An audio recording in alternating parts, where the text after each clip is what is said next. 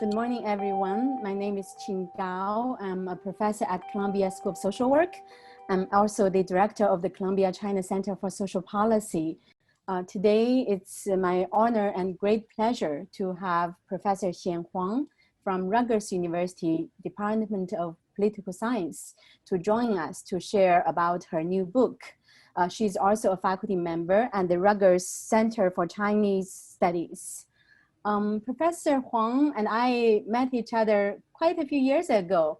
She reached out to me when she was finishing her dissertation PhD, and we talked and hit it off right away. We became collaborators and have since published 2 papers together.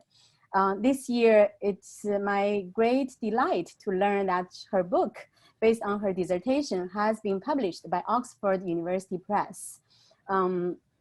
I wrote an endorsement for her book wholeheartedly.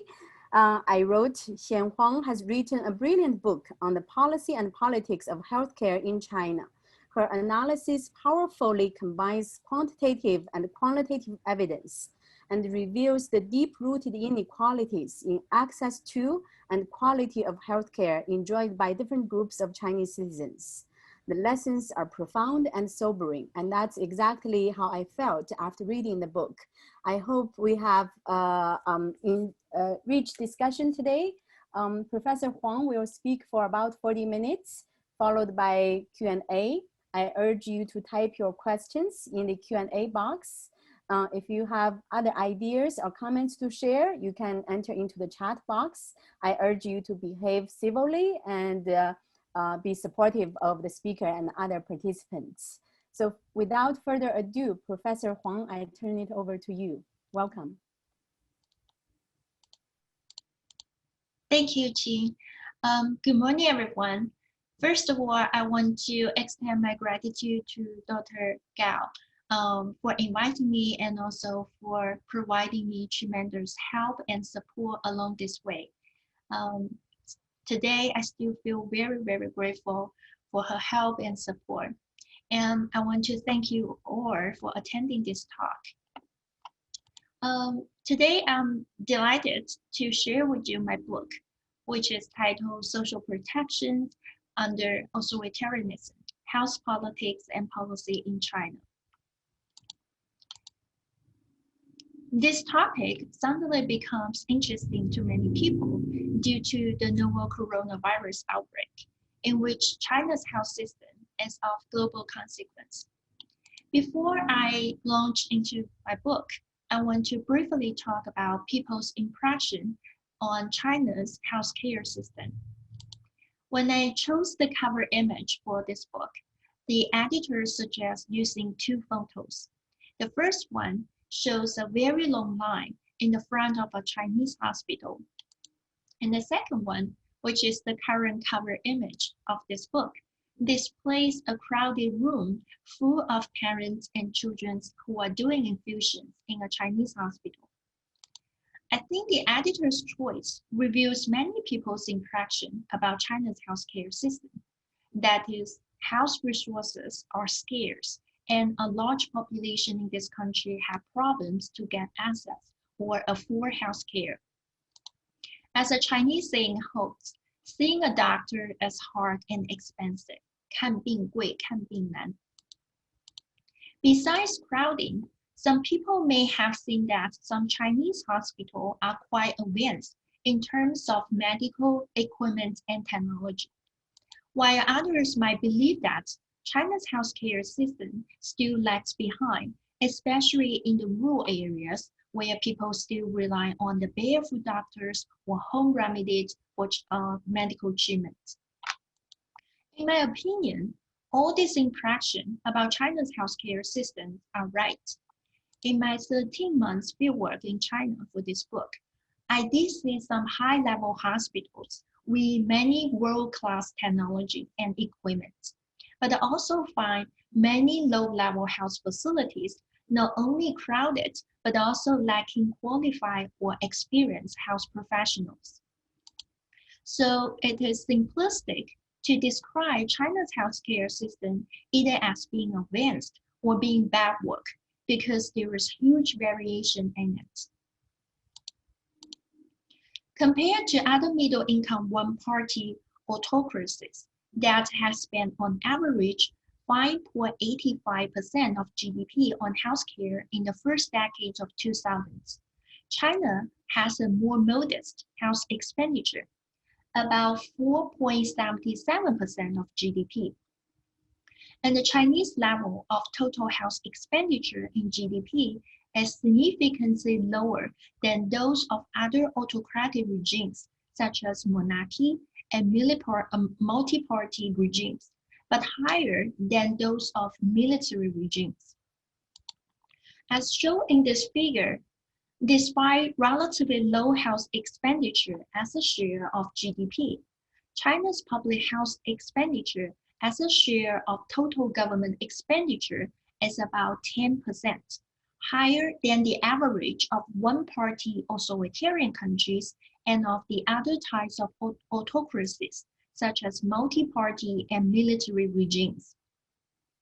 Among all types of autocracies, only monarchy and no-party authoritarian regimes on average devote more of total government spending to health services than China does.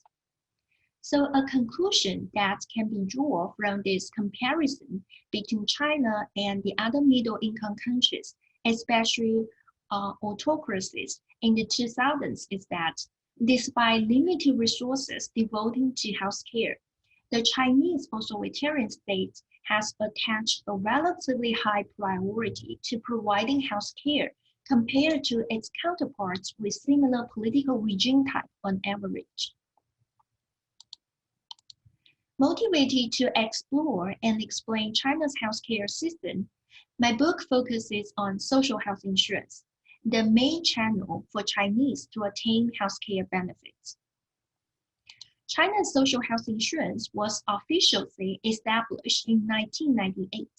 It is a contributory program in which individuals must pay the premiums, but the government plays very important roles of financing and administering the program. China dramatically expanded social health insurance during the first decades of 2000. By 2010, over 1 billion Chinese, or 90% of Chinese population, has been covered by social health insurance. Meanwhile, the generosity of social health insurance increased almost threefold between 2001 and 2008. All this expansion will carry out while China remains an authoritarian state. In other words, in the absence of democratization or significant political reforms, the Chinese government dramatically expanded social health insurance. This health insurance expansion in China is even more puzzling if we look at the distribution of the expanded benefits across the national regions. The coverage of social health insurance is broadened in the central regions, while the generosity of social health insurance is higher in the developed coastal areas as well as the less developed peripheral regions. In addition to regional variation, the intergroup variation of benefits is also salient. The expanded benefits have reached the most vulnerable and disempowered social groups, such as peasants, urban poor, and even rural to urban migrants who were previously excluded from the social health insurance system. But the elite groups, such as government and party officials, civil servants, and state employees, continue to enjoy the most and best benefits. I took this photo during my fieldwork in China. It shows a typical scene at the local social insurance administration center where citizens register for social insurance, including pensions, health, and unemployment insurances. Individuals, they are instructed to go to different windows or stand in different lines for social insurance registration according to their social economic status, such as their 户口 or household registration status, employment status, and economic status. This scene vividly shows the social stratification in China. According to China's social insurance law, social health insurance should be pooled at or above the county level. And within each of the pooling units, usually a county or a city, social health insurance is divided into at least 3 programs. A program for urban employees, UEBMI, a program for urban non-working residents, called URBMI, and a program for rural population, NRCNS. In practice, there is a free healthcare program for government officials and civil servants. To explain the class regional and class group variations in China's social health insurance, I developed this analytical framework, and this is also how I organized the chapters in this book. The framework starts from the authoritarian leaders' political interests and constraints for social welfare provision. As the threat to the regime's stability can come from both elites and the masses, the authoritarian leaders try to strategically balance the distributions of benefits between elites and the masses. So here is a trade-off for authoritarian leaders. When they concentrate too many benefits on elites, they become vulnerable to the unrest from the discontented masses. Yet, when they reduce the privilege of elites and empower the masses by universalizing benefits, they risk betraying the elites on whom they rely for political survival. Hence, authoritarian leaders attempt to expand welfare benefits to the masses while maintaining a hierarchy in social welfare provision to balance between these two fronts. I call such distributive strategy as stratified expansion of social welfare. In fact, expansion and stratification are two essential elements in the Chinese authoritarian state social welfare policy. A consequence of the stratification is that the distribution of social welfare benefits has large inequalities across social groups. Moreover, under China's decentralized and multi-level governance, the expansion of social welfare has to be implemented by local leaders who attempt to meet the central government's policy goals in order to advance their careers, but confront various constraints and vastly different local circumstances. Hence, Chinese social welfare benefits also have large regional variation in terms of population coverage and generosity. How does this book differ from existing study? Why people want to spend $60 on this book? I think there are 3 selling points. First, the book put the focuses on distribution dimensions of social welfare. It reviews the distribution design as well as distributive outcome and implications of Chinese social health insurance expansion. Second, the argument of this book is developed based on intensive fieldwork and reading of Chinese primary documents such as government files and leader speeches. For this research, I traveled to 16 Chinese provinces and make 68 in-depth interviews with Chinese government officials.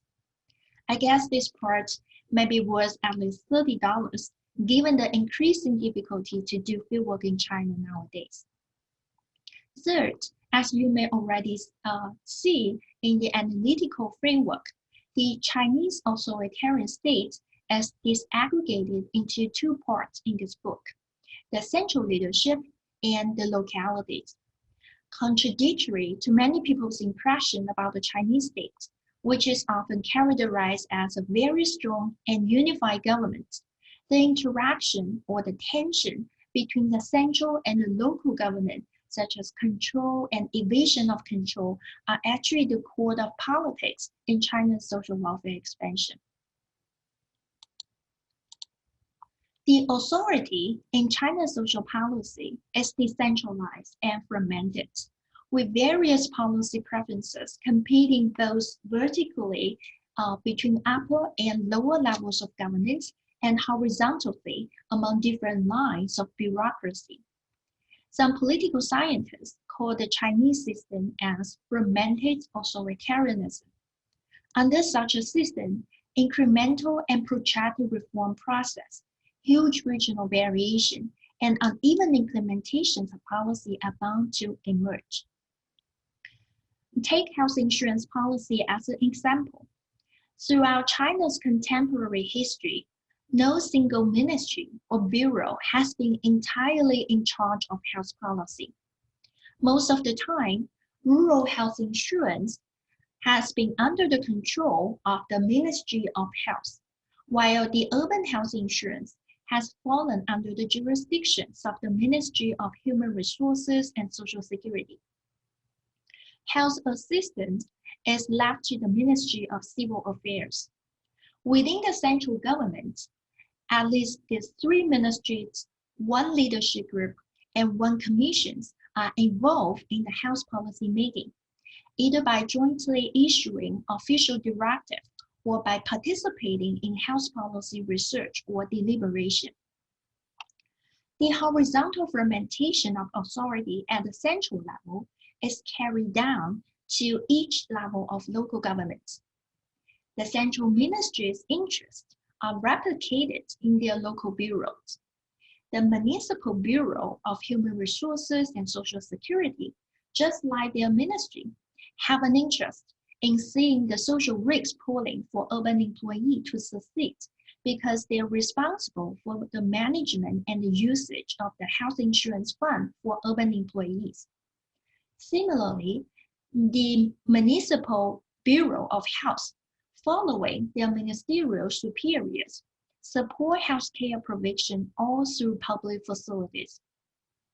Local experiments with social health insurance policy often become a way for individual ministries to promote their preferred reform direction or organizational interests by gathering support among their local equivalents. However, it is important to point out that in China, local interests and priority often trump the ministerial preferences or interests in policy making and implementation.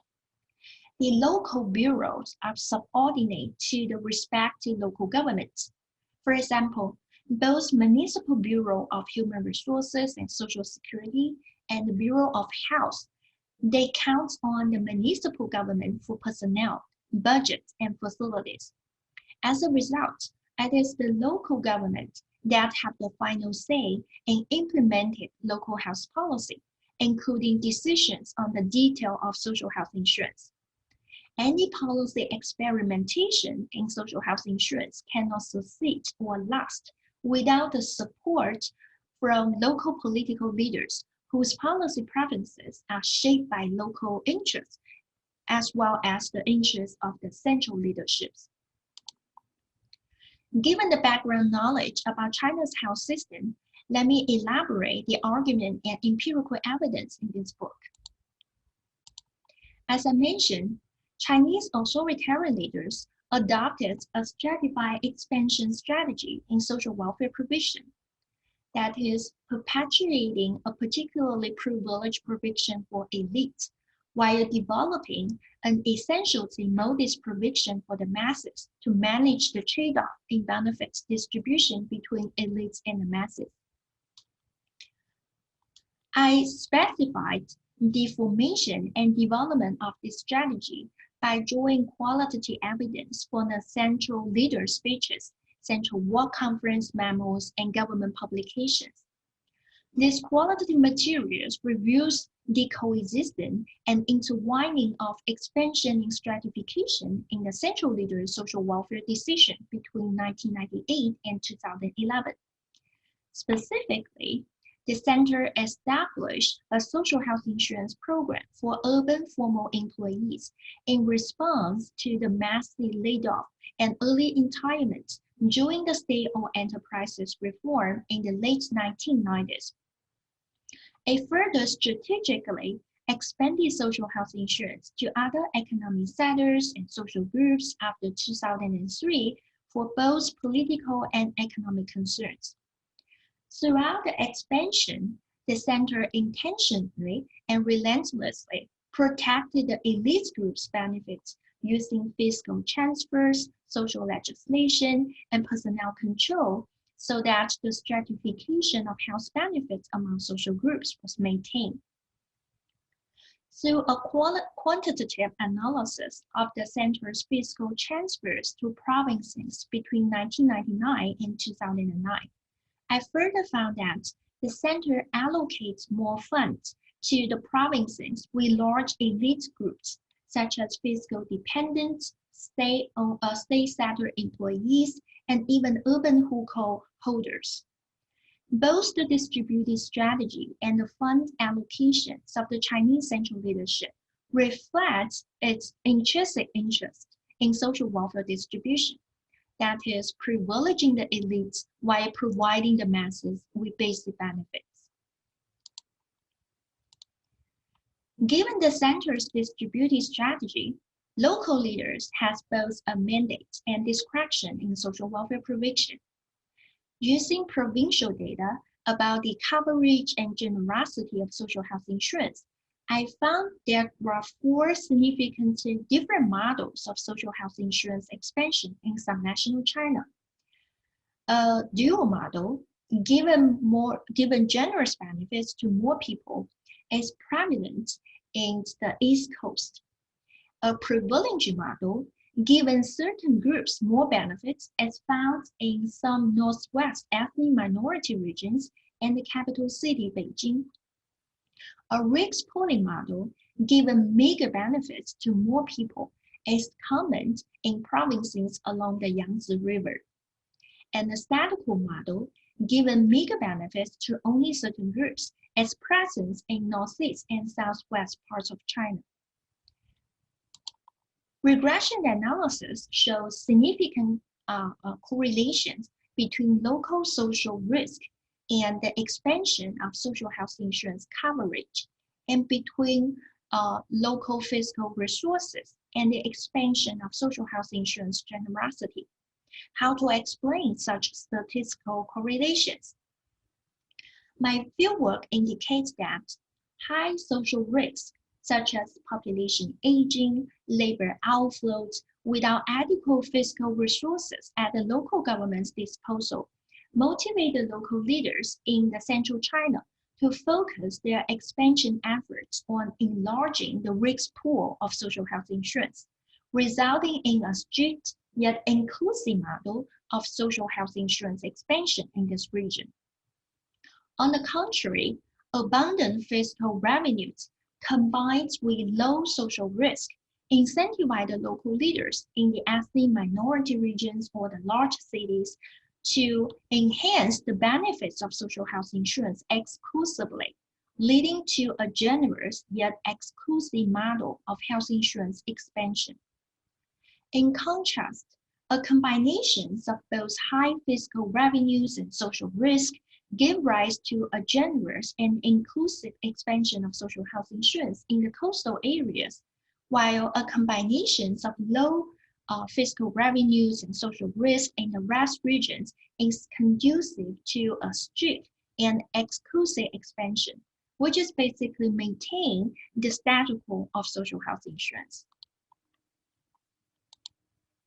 Given the central and the local government's distributed strategy and policy, we want to know more about the social health insurance beneficiaries at the individual level. In other words, who gets what, when, and how from China's social health insurance expansion. To answer these questions, I used 2 national social survey datasets to examine the variation of social health insurance enrollment among different social groups between 2003 and 2011. The quantitative analysis shows that social health insurance expansion did significantly broaden Chinese citizens' access to basic health care. However, the expansion not only reinforced existing social cleavages, such as the urban-rural divide, but also generating new divisions, such as labor market insider and outsider cleavage within the urban population. Now let me show you 3 figures to illustrate the stratifications of China's social health insurance. In this figure, the Darker color refers to the more generous social health insurance program, such as the free government healthcare program and the urban employee health insurance. The first row refers to the China Health Nutrition Survey data collected in 2004, and the second row refers to the data in 2009 when expansion of health insurance has begun. We see that after expansion, people with rural hukou were more likely to be enrolled into the less generous health insurance program, such as the rural health insurance, while people with urban hukou were more likely to be enrolled into the urban employee health insurance. The urban-rural divide in healthcare is not only existing, but reinforced by the health insurance expansion in China. With the same data, this figure shows the stratification of social health insurance by employment status. From 2004 to 2009, individuals without formal employment were increasingly enrolled into the less generous health insurance program, such as the program for urban non-working residents and the program for rural population. The third figure shows the stratification of health insurance by economic status. The most obvious change from 2004 to 2009 is that employees in the non-state sectors, such as collective-owned or private-owned firms, they were increasingly enrolled into the less generous health insurance program, such as the one for rural population or the one for urban non-working population. All the cleavages I just showed you are interwoven in such a way as to fragment the society and privilege a elite group over others without breaking the society into a single and deep class line. Some people might wonder how sustainable the stratification can be given the trend of social insurance integration in China in recent years, which seems contradictory to the center's interest and its previous efforts of maintaining the stratification of social welfare benefits. So far, there are two types of health insurance integration reform in China. One is interregional integration, such as integrating a specific health insurance program among the counties or districts in a city's jurisdiction, so-called city-level integration. The other one is inter-rural integration, such as merging the health insurance program for urban non-working population and the program for rural population. Despite some encouraging signs in the central and local policy for health insurance integration, strong commitments on the part of the central leadership has not shown so far, such as health insurance integration beyond a city or health insurance integration beyond the non-working population. Rather than promoting citizens' equal social rights, the center's motivation to integrate social health insurance is to facilitate urbanization, a new engine for China's economic growth in the coming decades. The center is very cautious about pushing for full integration of social health insurance, because a fully integrated social health insurance will destroy the hierarchy in social welfare provision and eliminate the elite group's healthcare privileges. This move will contradict the authoritarian leaders' core interest of maintaining the elite's welfare privileges for regime stability. However, some efforts for partial integration of social health insurance, such as the city-level integration or the partial, say, urban-rural integration, are beneficial to the Chinese state because they help mitigate the regional disparity and social inequality, which has been generating increasing social grievances. So just like social health insurance expansion in the first decade of 2000s, the integration of social insurance represents a political dilemma for the Chinese authoritarian leaders. Therefore, it is not surprising that despite frequent discussion of social insurance integration in government documents or in media, no laws has been made to enforce it in China. In Xi Jinping's keynote speech at the Chinese Communist Party's 19th Congress in 2017, no new initiative or directive were presented concerning social health insurance beyond the urban-rural integration. Now, let me put China back to the cross-national comparison to end this talk. Compared to other Asian countries, China's social welfare expansion over the past decades is outstanding. According to Asian Development Bank's Social Protection Index data, the breadth or coverage of Chinese social protection in 2009 was 0.80, meaning that 80% of the eligible population were actual beneficiaries of social welfare, ranked only after Japan and South Korea among 37 Asian and Pacific countries. Given that the social protection coverage in China was only 0.45 in 2005, this suggests a remarkable progress by the Chinese government in social welfare expansion. In a stark contrast to its remarkable achievements in terms of social welfare expansion, the generosity or the depth of Chinese social welfare provision is lower than the expected level given its economic development and income level. According to ADB's data, the depth or generosity of Chinese social protection in 2009 was 0.17, meaning that the average benefit level of Chinese social welfare was only about 0.04% of its GDP, which placed China only slightly above Thailand. As for stratification or inequality in social protection, China's level is above the mean of Asian countries and stay at a quite high level compared to the East Asian democracies. As the Chinese authoritarian leaders less rely on the majority of the population directly to stay in power compared to democratic leaders, the Chinese leadership tend to concentrate welfare benefits and allocate more resources to the elite groups or to the groups with political clout and connections. Finally, I want to briefly talk about the implication of this research. The finding of this book implies that in some cases, social welfare expansion is not a result of democracy, but a result of resilient authoritarianism.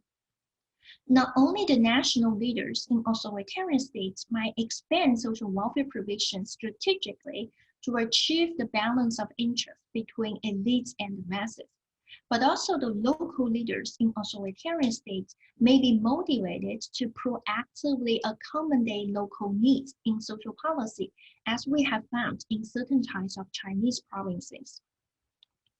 However, this does not mean that there is no difference between democracies and autocracies in social welfare provision. A key difference between the Chinese welfare state and the conventional welfare state in liberal democracies is that in China, social welfare policy is viewed as a means to achieve political stability and economic development, rather than an intrinsic social right for individuals. Hence, the distribution of social welfare benefits in China has been and will continue to be heavily shaped by the political interests and calculations of the state, whose social policy reflects the various political, economic, and social challenges facing it. That's all my presentation. Thank you for listening. I look forward to having questions and comments about this book. Thank you. Thank you so much, Professor Huang. This is fascinating. Having read your book and having being able to get this very concise overview of your book is super informative. I urge those in the audience to type your questions in the Q&A box or in the chat box. I will direct the questions to Professor Huang. So Professor Huang, to begin the conversation, I have a question directly following up to your conclusion and implication discussion. So you mentioned there might be a link or might not be a link between social welfare expansion and democracy. I'm thinking about the US healthcare system. Democracy often works not to support social welfare expansions, but to curb it. How do you, to put China into the global context, and probably in particular in comparison to the US, what role does democracy or the political regime play in the social welfare policy expansions? I'm curious in particular because you mentioned in 2016, China has this initiative of integrating urban-rural residents' healthcare systems, but not workers or employees. If that's achieved, does that benefit the rural residents a lot or not so much? So what's the significance of that integration? And going forward, what role could democracy or authoritarianism play in this direction? Thank you. Thank you, Dr. Gao, for this great questions. I think a short answer to the question, what's the relationship between political regime or democracy and welfare state, is that I don't think there is a necessary connection between democracy and welfare state, because in history, many welfare states actually started under authoritarian rule. Well, think about Germany under Bismarck. And so within democracies, we have seen some more generous welfare states, as we have seen in the Scandinavian countries. We also see some quite minimum or liberal welfare state, as we have seen in the American system, right? And the same applies to autocracies. Among autocracies or non-democracies, we see huge variation of social welfare spending or social welfare protection among autocracies. And China might be, can be placed, if we think about there is a spectrum, right? On one end, it's very limited welfare state. On the other end, it's very generous welfare state. I think China is moving towards the more generous end. And I think it has something to do with the two fundamental functions of welfare state. One fundamental function of welfare state is income redistribution, right? It's a mechanism of distributing benefits among the general public. And it can be very politicalized. For example, in some non-democracies, or even in democracies, the politicians might use social policy for political purpose, right? Might form some clientelism to providing benefits to the targeted groups for political interest.